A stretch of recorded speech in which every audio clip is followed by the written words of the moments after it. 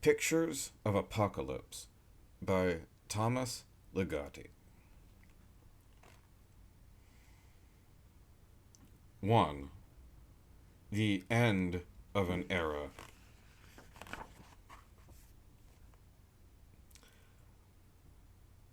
At the end of an era, changes begin to take place. Your sense of time is affected, as when one day feels like another.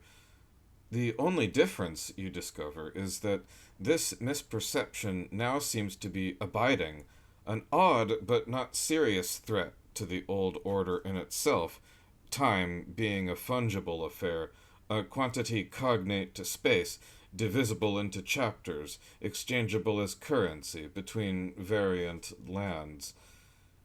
Yet, at the end of an era, such temporal vagaries should not be taken lightly. At the end of an era, the weather may turn out of season. Trees that were lush with leaves just the day before are skeletal the next morning. They look stricken by palsy and quiver against a pale sky, their branches seeming to warn of a coming catastrophe. You know an era is ending when the changes begin ringing ever more drastically out of tune, as the transfigurations quicken, following one another with dire alacrity. Then all you can do is wait and hope. But at the end of an era, as anyone knows, who knows anything at all, hope is useless, even harmful. That much is apparent, pointedly so, when faces appear outside your bedroom window. They grimace with hate, and even when you close the shades, the faces are still there, except now they are inside, floating in the air. You crush your eyelids tight, and when you open them a little, the faces are gone. For a moment, you calm down, at least until you notice what the faces left behind, here and there in your home. Tufts of hair various in size, rusty nail clippers, skeletons, naked baby dolls, spoons, and a pile of prosthetic devices. You begin to laugh and scream, or do both of them at once. Finally, you bolt out of the door and go running into the street, which is full of other people who are also laughing and screaming, or doing both of them at once. After all, this is the end of an era, and they can do nothing about it except what they are doing, which is all you can do, and is what you must do at the end of an era, until you drop to the ground, drop straight to the ground, and stay down, sink down, down, down, down, down. Because at the end of an era, you need to make space, just as you need to make time, yours being all used up. This is simply how it is when another era begins, you see.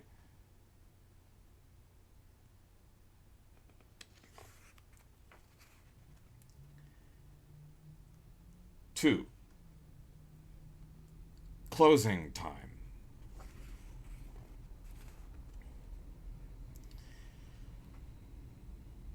Beside the gray waters of a thin canal, the promenade was deserted, and yet there were indications that only moments before a normal state of affairs obtained.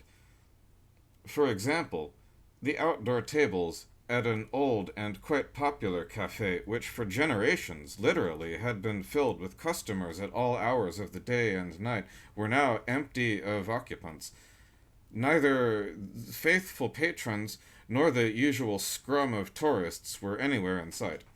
The only evidence of activity at the old and popular cafe, that is to say, normal activity, were certain mementos, as they might be called. The remains of a slice of cake, or a cigarette still smoldering in a well-used ashtray. Many other things of this sort, quite commonplace things, could be seen everywhere on the tabletops of the cafe. But otherwise, and in every sense, the place was deserted, impossible to know or so it seemed, why anything was left behind, as if to say, by way of certain tokens that not long before in that place, thy ordinary and everyday prevailed, then suddenly came to an end. Was there an incursion, much like a cloudburst that had chased off the occupants of the cafe? An unforeseen, baleful incursion? Or was it something else? Whatever the reason, there was no doubt that it was closing time on the promenade, beside the grey waters of a thin canal.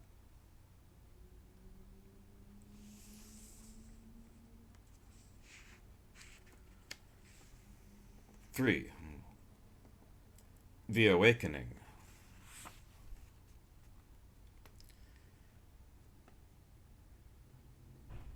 After a long slumber undisturbed by dreams, the earth is aroused by the drama of evolution. Born in the fitful stirrings of spreading slime, life reached out to life, and then to us.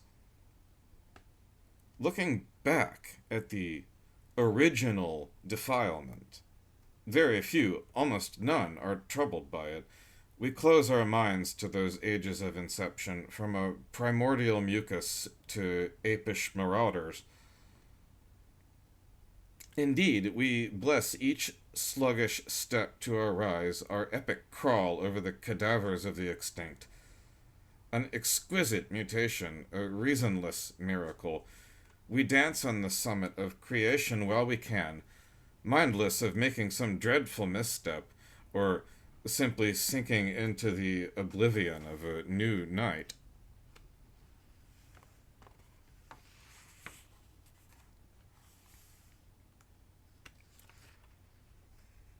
Four. A poetics of existence.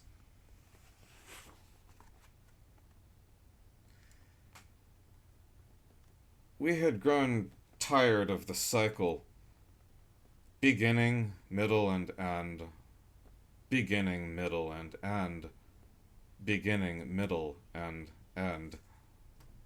Now we forego the beginning, cut the middle to a minimum, and put a quick end to it, before it puts an end to us.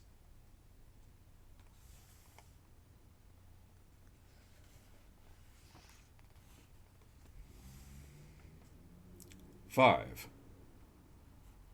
Omega.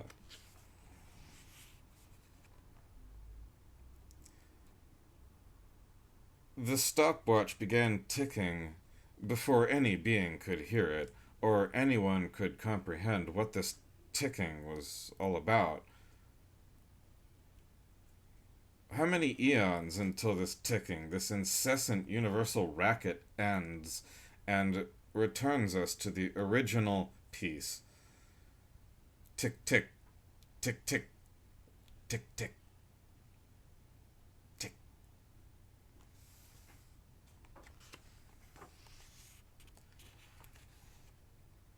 6. The cult of melancholy.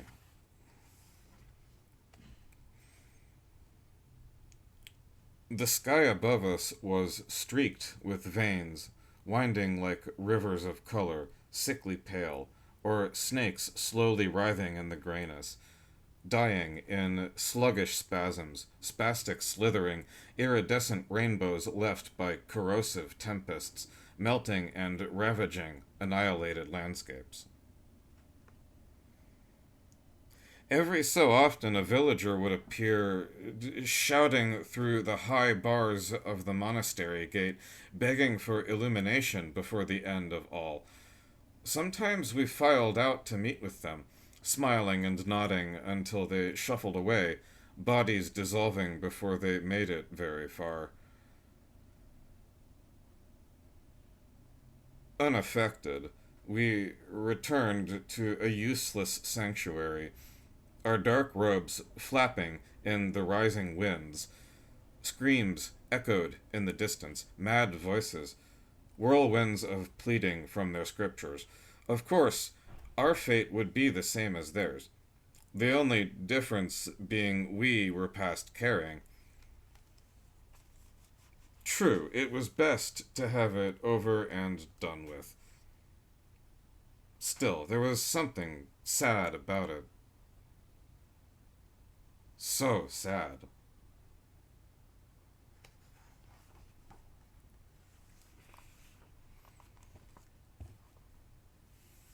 7.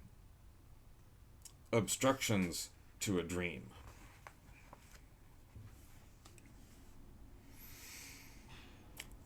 The apocalypse was overdue.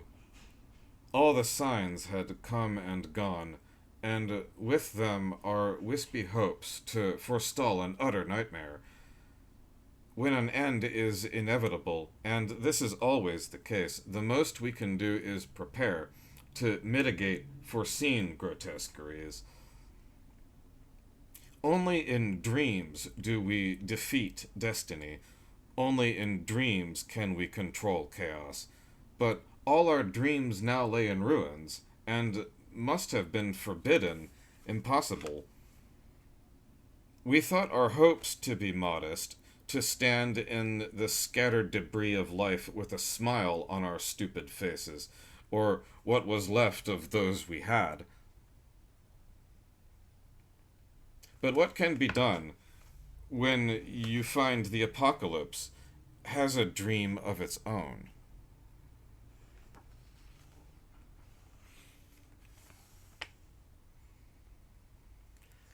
Eight. To no end.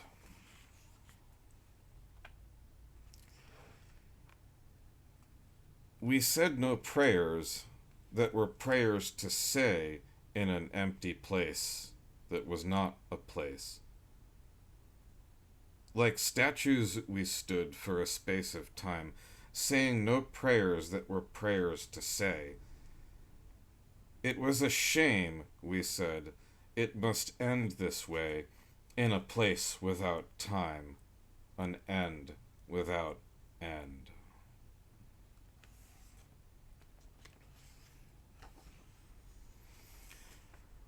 Nine. Salutation for time.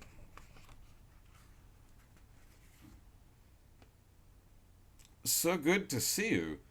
We thought you had forgot and would never get here, being detained by who knows what. Going so soon? We had hopes, but never mind.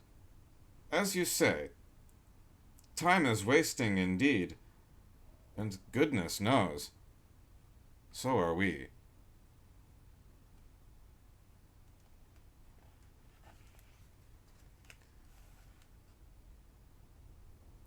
10. Mystery.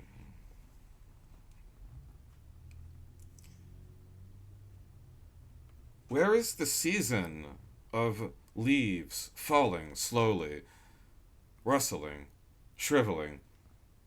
Where is the person who loved dead magic and desolate twilights? Gone.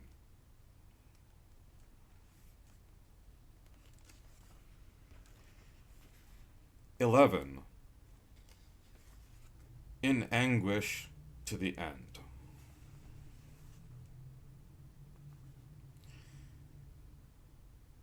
Suffering makes you strong. That's a fact. Yes, that's a fact. And if it doesn't, make pretend. Be strong if it kills you, and be praised all the more. Writers on the subject, if asked, will agree 2-1 that not to know suffering is another way to suffer and no way to live, you see. You can live without pleasure, but not without pain. With broken legs you dance. With broken legs you dance.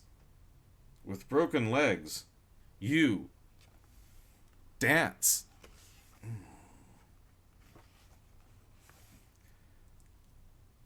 12.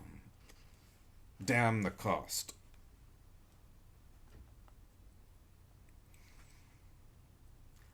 There is a toll we must pay to a dark, malignant spirit, a presence sensed but not seen, that appears at our birth and follows us all our days.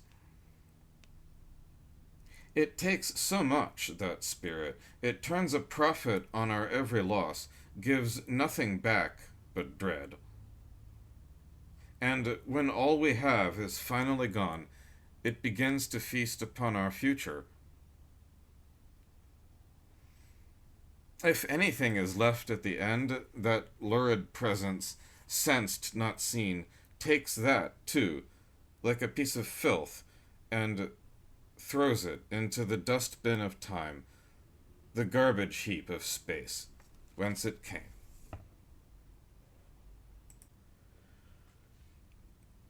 13. A private apocalypse.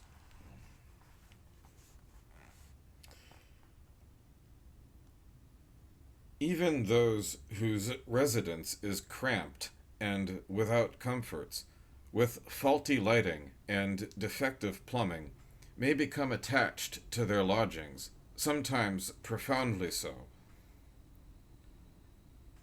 One may wonder what keeps them in place, resigning them to their inconveniences such that they remain unknowing of a single moment absent of unease. Even those may be held so tight by their long intimacy with distress that only an all-out rupture of their reality can shake them loose from their abode.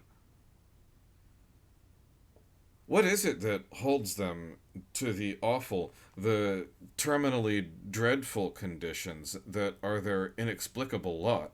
Can they not simply open the door with its loose, rattling handle and paint peeling from top to bottom, then step outside into more agreeable spaces, free from the grasping addiction to their hell, no longer fastened by some queer need, a craving, perhaps, for arcane delights proffered by moldy floorboards and grimy windows?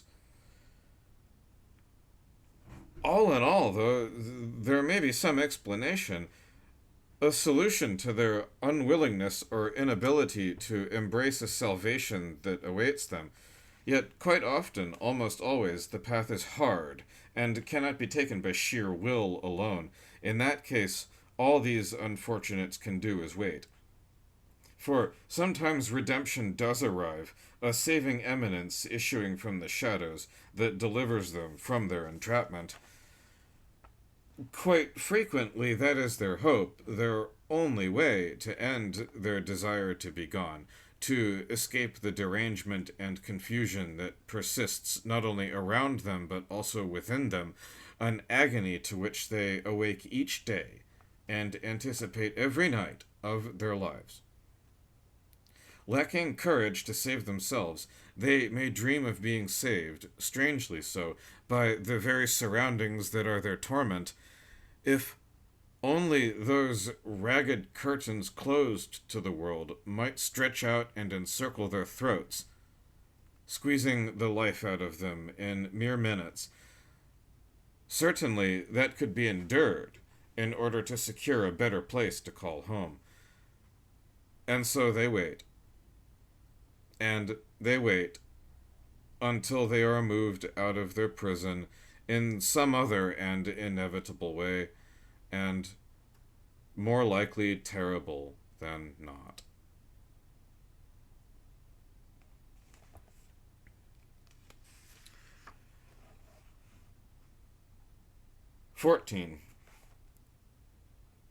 Armageddon comes to Cutter.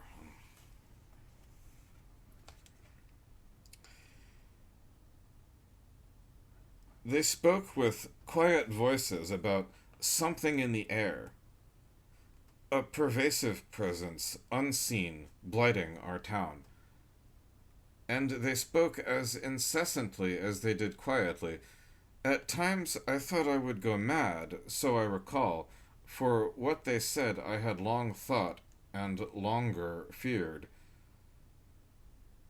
I listened only, my silence gaining me suspicion, even at times a wary glance or a heavy silence. They seemed to enjoy an adversarial give and take, welcoming the distraction of rumors to the brute disclosure of actuality. Naturally, this made them mean in spirit.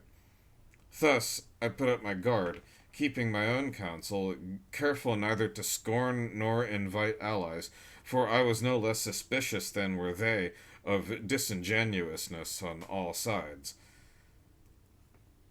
It took time to perceive with confidence whether anything but words upheld that talk of something in the air, a ubiquitous presence, or even a presence within absence itself.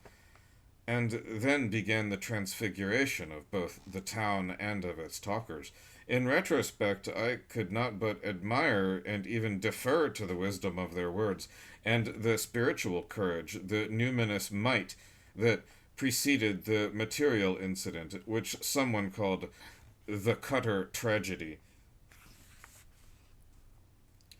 Like any place devoted to the ordinary, Cutter was not a sanctum, so to speak, for one who sought to arouse himself from a nightmare of folly and wretchedness. It was just another black garden of the wrong, a specimen of all that the world thought right. Yet no crime attended its being made as it was made, or none I thought proper to such a grave fortune. In the end, confirmation came of something in the air, something that came to settle at Cutter, a presence that made a home of the town's streets and structures, as well as a companion, in its way, of the local citizens. The manner of this settlement was transformative. In the annals of Armageddon, it was perhaps not unique. I cannot speak with authority on the subject. Implemented was a magic that caused the shops, the houses, along with the residents of Cutter, to collapse, or flow into a mad, shapeless mass. Unfortunately, none remain to give first-hand testimony. Only later, many years later, did I learn of Cutter's fate, since I had left the place of my birth, as year by year, then day by day, the signs became more and more clear. I heard of the Cutter tragedy in legend for the most part, and here and there in talk about something in the air. Now it seems nowhere is safe. Transubstantiation is ongoing. Nothing more horrible or inevitable than the move to evolve, to take what is behind the mask and place it at the forefront. That is the heart of all stories and of all illuminations, I assert, of who we are and what is happening in our native abode. Alas, everything dies, but never in time.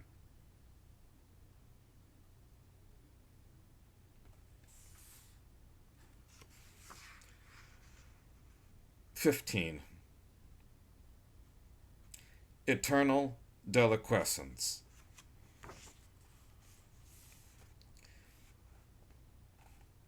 To linger in a prolonged apocalypse, savoring the end, not shrinking from that distinguished horror, uncowering before the grim inevitable. One would have ghosts for companions, their faces drawn, faded by the exertion of walking the earth, but perhaps consoled by the sight of that earth's demolition. It may seem deplorable, perversity itself, wishing to witness eternity forestalled, self-possessed before scenes of eradication, with a pink carnation in my buttonhole. There would be coruscations in blackness, twisted formations in silhouette, landscapes roaring in all registers of collapse, a symphony of devastation for my delight. Would that such an enduring interim could exist between the routine carnage of a botched creation and its well-merited blazing expiration, so long in the making and too long overdue. Would that I might revel, unfazed, serene, at the cosmic fulminations, the infinite wreckage, and the consummation of a destined end, the noisome maw of an ever-devouring abyss, blackness at feast, a picture to behold, as all swallows all, choking on the scraps. Forever.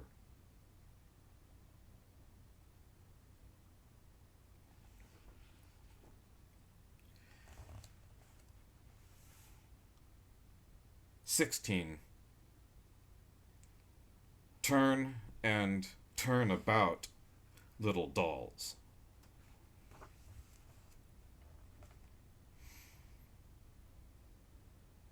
A twisting lane led to an old house with dolls in the windows, while others on ropes hung from the gutters.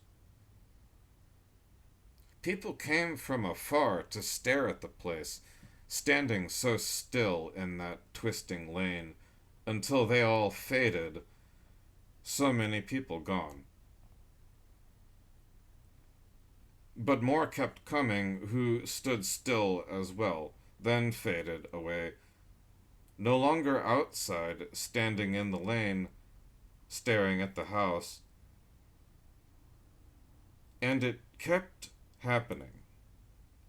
So many lured back to where they began, melding into those dolls, looking out the windows, or hanging from the gutters of the infinitely old house.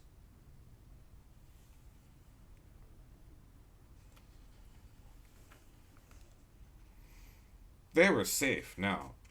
All was over for them, or so one could only hope. To ponder any other fate would be too much to bear. Mere dolls hanging, alive and aware in some way, swaying madly in the wind, hoping for an apocalyptic rescue, hoping the last days will not be the worst, and hoping no more will come after.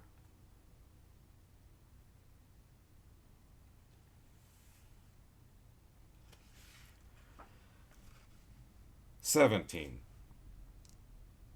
Mental notes on the end of days."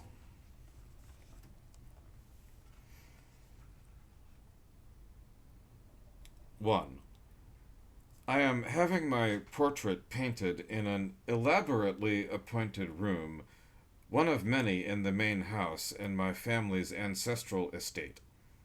One day it will hang upon a great wall of another room with a stairway, an immense winding affair leading to the upper reaches of this house. While I sit for my portrait, my son walks into the room and nods my way. He stays for only a moment or so, watching the artist at work. Some day he will also have his portrait painted, fate willing, and it will be hung on the same wall with mine and our ancestors, taking its place in our familial gallery in a distinguished way. After surveying his father as he would some poor soul in Bedlam, my son smiles in his somewhat mechanical fashion and walks off. In truth, I am mentally unbalanced and have been for years. This is simply one of the drawbacks of being equipped with a brain, which is subject to dysfunction like any other anatomical system. Although I am heir to substantial wealth and its accoutrements, such that the world demands nothing of me nor I of it, I was once a neurologist of note in the early days of this profession. Now I am sitting for my portrait like any other man of means, so that one day my image will hang on a wall in a distinguished way. At first, I feared this sitting might perturb my brain into a worsened state. However, I now accept all risk so that my portrait will hang upon that wall, for I have come to understand what those paintings have to reveal. 2. Indeed so. There is another side to the pageantry of portraiture, something beyond egoism and even the miserable brain itself. The secret, as I discovered entirely by chance, is in those cracks, the webwork of thin fractures that appears in the older faces, riddling their surfaces into something like writing on ancient papyri. Therein is an intricate language that I sedulously learned to decipher. Often, I stand upon the stairs beside that wall studying the little cracks, knowing that I have penetrated a voluminous hidden scripture, yet one that is outrageously conspicuous in what it has to unveil. I do this by candlelight at late hours, transfixed by the old paintings, until someone in the house comes to rush me off to bed like a child. I can only wonder about the authors of this truly occult writing. Only with laborious gazing at the old paintings did I make the discovery, within those tiny cracks that spread like a network of ganglia, deep in those spindly arteries is a dark world that wildly flourishes. And, strange as it may seem, therein is a dimension of entities, a universe that exists in tandem with our own, or what we call our own. These practically invisible entities I would describe as specters with dead eyes, although they are certainly not dead in the sense we use this term. I know this because when I look into those eyes, they look back at me. In addition, there is a style of phraseology in their language, a way of writing that emphasizes their spectral nature, that is to say, their existence as essentially psychical rather than physical. And it is in relation to this point that their peculiar script is concerned. Nothing else seems to matter to them aside from their spectral nature or even spectrality itself, as opposed to any other manner of being. It is at this juncture that I will summarize what I principally derived from these specters and what now means everything to me.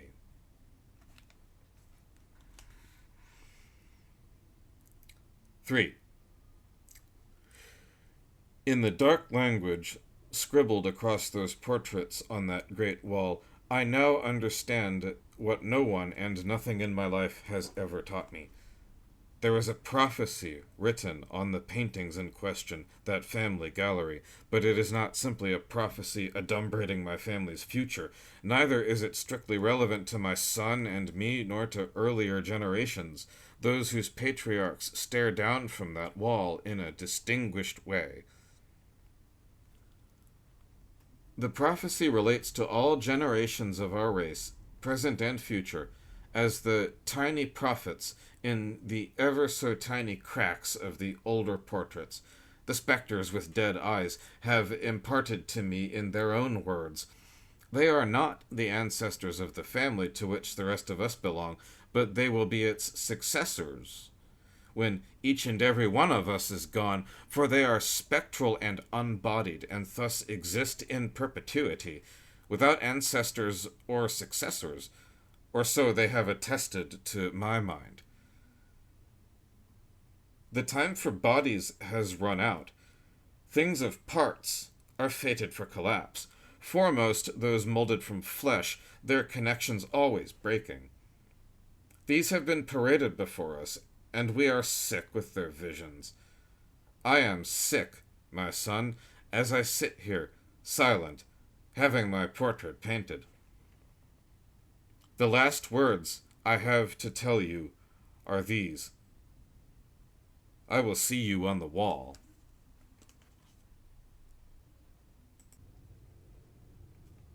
18. 2 visitations. 1. The bag. On a cloudy autumn day, you are walking the streets of the town where you live. Turning a corner, you see a line of people beside a nondescript building.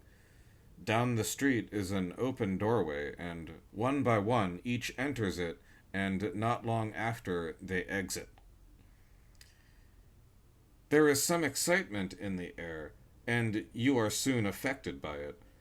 So you go to the end of the line and slowly file forward toward the open doorway. In time, word passes back to you that inside the nondescript building is a man with a bag of some kind. The, the bag, they say, is full of shadows, moving shadows that seem alive, not to mention sinister in some way. More and more, your own excitement grows, and you even join in with the others, who are talking all kinds of nonsense about the bag and the shadows. Finally, you reach the open doorway. But before you can enter the building, the door closes right in your face, and on the door is a sign, a dirty cardboard sign with some words scribbled on it. Out of business, they read. Now your excitement flags.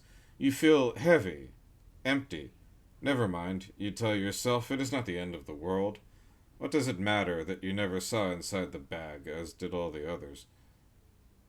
But on that cloudy autumn day, with nowhere to go, you cannot control your thoughts, which keep converging on the excitement you felt as you stood waiting in line, and how badly, how very badly, you wanted at least a peek into that bag of shadows.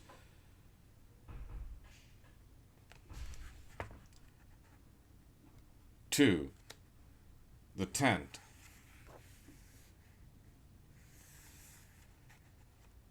As you walk toward the horizon of a treeless landscape, there appears in the distance what seems to be a mirage. Being of a curious nature, you make a determined approach toward a tall, slack image that has the look of a tent left behind by a carnival. Upon closer investigation, you see the structure's material is not the canvas you assumed, but something of a living order, and there are also sounds coming from the thing, a voice or voices, modulations like nothing of this world, and yet you understand, you deeply receive in your soul the pronouncement it makes, the judgment it has come to exact. And now, you gain a notion of what it is you behold, a conception of its nature and the revelation of its purpose. You tremble with a sense of meaning, a feeling you have never known before, as the construction, the prodigy, spreads itself out and elevates, rising to the skies, higher and higher, throwing a shadow, an enveloping darkness upon the treeless landscape and beyond. And then, into that shadow, that darkness, you are taken up and taken away, along with all else that exists and all that might ever have existed. Your final sentiment, luckily for you, is not fear, but an accepting reconciliation, a soothing contentment born of the insight that a great wrong is about to be made right.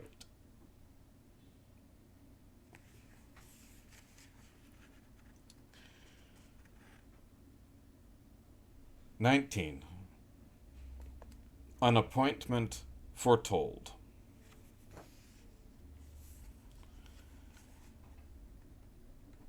Nobody knew for sure how it would come. It was not something we spoke about. We only knew it would come as it would, and secretly dreaded it would be bad. And as some had predicted, it was so, beyond anything we could have conceived, either in our moments of composure or in our most chaotically cursed nightmares. It was a masterpiece of mayhem and horror. All the lands were dappled with blood, as if a crimson rain fell without cease. And the disquiet, the insanity, the desolation, these spread like a roaring flood, lightning fast, whipping us within as the tortures did without.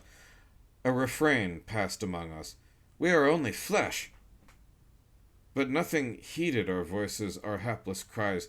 No face leaned forth, grinning at our pain. No puppet master appeared in the skies, nor even laughter crackling from whirlwinds. These would have lent some sense to the scene, consoling us with the balm of gist and import, but even they were denied us in our pain. And when it was done, nothing was as it was. It seemed to last an eternity, but in a blink was over. For a time there was some movement in the ashes. Then all became still, and had we eyes to see, we would have groped for something sharp, something with a point to put them out, or an edge to tear at our drooping throats. But even these had been twisted or taken. That all things must pass was once a platitude to us. That they passed as they did was a vicious wrong, the savage plundering of the little we once had. And of us all there was nothing but sorrow, and of us all there was nothing but anguish, and of us all there was nothing but nothing.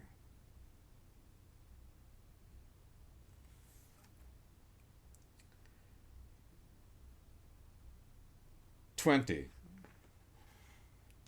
Covenant. I stand in my watchtower. The apocalypse has come and gone. Between me and the horizon, that thin line glowing in the distance, is an obliterated landscape, so beautifully barren, so rich with bleak absence, I wish I could weep. Yet the time for weeping is done, as I stand in my watchtower. There is no joy like relief from pain, no need now to think such things. Only vigilance is required of me. That is my sole practice. And so I stand in my watchtower, alert to any signs of life without, any movement in the stillness of that great empty plain across which I stare, over which I am guardian. Never again, I vow. Never, never, never, never.